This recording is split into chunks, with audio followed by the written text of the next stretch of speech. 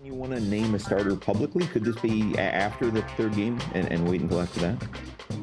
No, we don't have a timetable on it. We'll name it when we name it, and we feel comfortable with where we're at, so we'll go from there. Todd Bowles talking to reporters yesterday, the day after preseason game against the New York Jets. No timetable on naming a starting quarterback.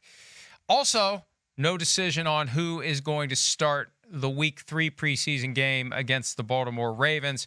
Kyle Trask was 20 for 28 with 218 yards and 1 touchdown. He had exited the game for John Wolford. John Wolford injured his neck. Trask came back. Mayfield didn't play at all on Saturday night. Interpret that how you may. There have been reports, specifically Ira Kaufman, who's covered the Bucs forever, reported on his podcast with JoeBucksFan.com a week and a half or so ago that Mayfield is the guy. Okay, fine. Let's make him the guy. Mike Evans said last week, we're ready to know who the guy is. Mayfield himself said Friday, he was sick of it, right? I'm ready to end this competition. Right. You got to end the competition at some point. You got to pick a horse at some point and get that guy ready for Week 1. The winner in all this is the Vikings. The longer it takes the Bucs to get their crap together about who's playing Week 1, the harder it's going to be for that offense to keep up with the Minnesota offense right out of the gates. Week 1 in Minnesota. Vikings in the throwback uniforms. Skull clap. People loud. 1 o'clock Eastern, which means you're going to get good Kirk Cousins. Yeah. Get a quarterback named and get a quarterback ready for that game, Chris. How dare you? Kirk Cousins has a lot of footballs in his little trophy room of primetime games where he got game ball, okay? You got to love him, all right?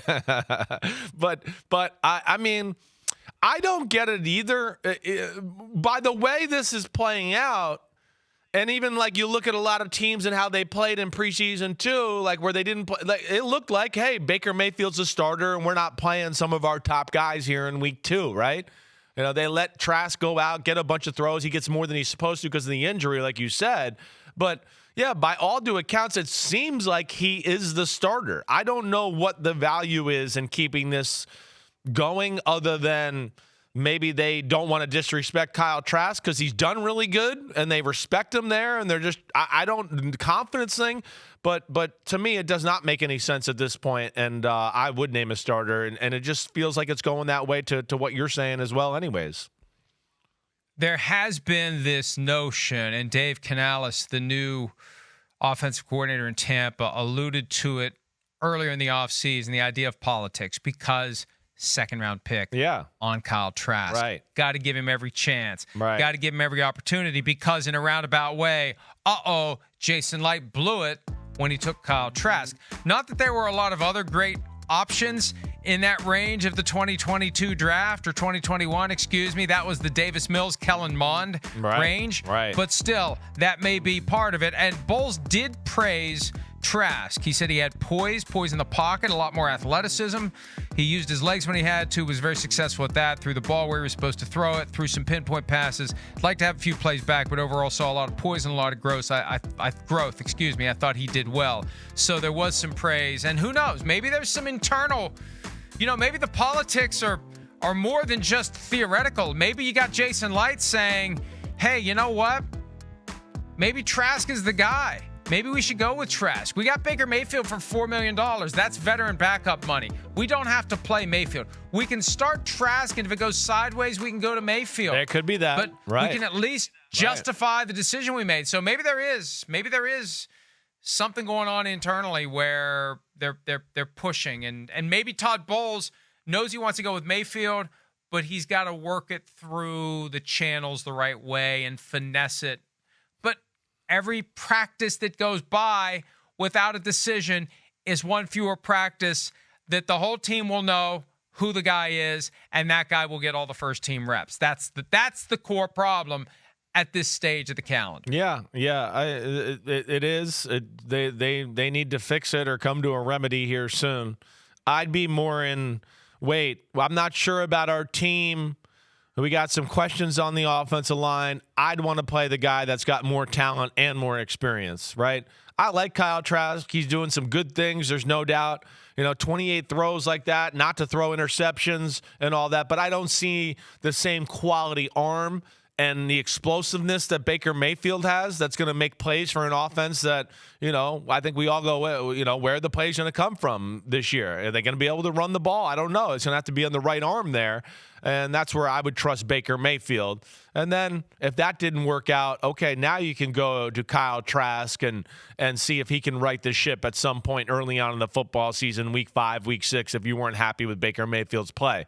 But it feels, and I would lean on Baker. Sorry. I got another factor. I just want to drop out there. Okay, drop it. And I didn't think of this. Until right now. This is one of the benefits of doing this show every day. Chris and I have 2 hours where we can just talk, and we can talk things through. One of the stories that I wrote Saturday morning arises from a lawsuit, and it's not a lawsuit yet. But it's a legal proceeding that is a clear precursor to a potential lawsuit. Baker Mayfield and his wife had $12 million that they don't know where the hell the $12 million is. That's crazy. And they want to get a full accounting from the investment firm where the $12 million is. And apparently his dad and his brother work for the investment firm. So 1 year after the Bucs dealt with the whole Tom Brady family issue, that created a major distraction for everyone. Could it be that all of a sudden this thing is causing the Bucs to say, whoa, we don't know where this thing is going to go. We don't know what the hell's going on with this $12 million and the investment firm. They got family members working there. What is this going to turn into? Does that become, given the experience last year with Tom Brady, does that become something that they're hypersensitive to? And it causes them to say, boy, if this thing's close, maybe we don't err on the side of the guy who was the number 1 overall pick. Maybe we ride with Kyle Trask because we don't know what's going to happen with this thing. I mean, $12 million is a lot of money. You got to make about $20 million to have $12 million left. It's a lot of his football earnings that is in some black hole somewhere that they don't know where it is. And I guarantee you that's going to create stress in your day-to-day life. And again, I'm only mentioning it because of what they went through last year with Brady. If they hadn't gone through what they went through last year with Brady, it doesn't even enter my brain. So I don't know. We're searching for reasons as to why they haven't gone ahead and made Mayfield the guy. And I think it's fair to ask, especially because he just filed this paperwork last week. So it's all playing out in real time as the Buccaneers are going through training camp and preseason. So it's clearly something that Baker Mayfield's dealing with. And it's got to be something he's thinking about. And just because of the Brady stuff last year, it just popped into my head that maybe they're thinking this is a factor that we need to process before we make a final decision. Yeah, I mean, only they would know. It would have to be, you'd have to start seeing signs of, hey, listen, we had signs last year, right? We could see like, wait, Brady doesn't even look the same. He looks like he's stressed out. He looks like he lost 15 pounds, and he wasn't, thick to begin with. Right? And I think we started to hear from people down there in Tampa that, man, there was some stuff going on in his life and all that. So it was obviously very apparent to them. And, hey, listen, if they're coming in and they realize like Baker Mayfield's stressed out and on the phone and trying to figure things out on a daily basis, then maybe you think that. Maybe you do. I don't know. That would be what would make them have to reevaluate. But I think more than not, your first pasta and meatballs gut reaction was probably right. The politics, it's a second-round pick. He went to the University of Florida. He's our guy. We drafted him. We know what Baker Mayfield is. We're not paying him that much money anyways. I feel like that's probably more the reason than the $12 million, but we'll see where that all goes. And again, the only reason I even tie the two together is because of last year and the way that the Brady thing kind of dragged the whole team down. And you've heard guys since then talk about it. And they're very careful about what they say. But I think some of the guys are happy that you don't have that extra stress that is going to infect the whole team. When the leader of the team is feeling it, you're damn right the rest of the guys are going to feel it too. Right. And for anyone out there who would say, oh, it's not fair to talk about this issue with Baker Mayfield, he filed paperwork in a public court. This isn't something that someone dredged up. Nobody's going through his trash, finding, correspondence and bank statements. He filed this thing. And I know it's not a lawsuit, but he initiated a public proceeding demanding a full accounting. He wants to question witnesses. He wants to see documents. He wants to know where his money went. Imagine how you would feel if a significant chunk of your life savings is just gone. Yeah. And you don't know what happened to it. And no one's telling you what happened to it, to the point where you have to initiate a court proceeding to get to the truth.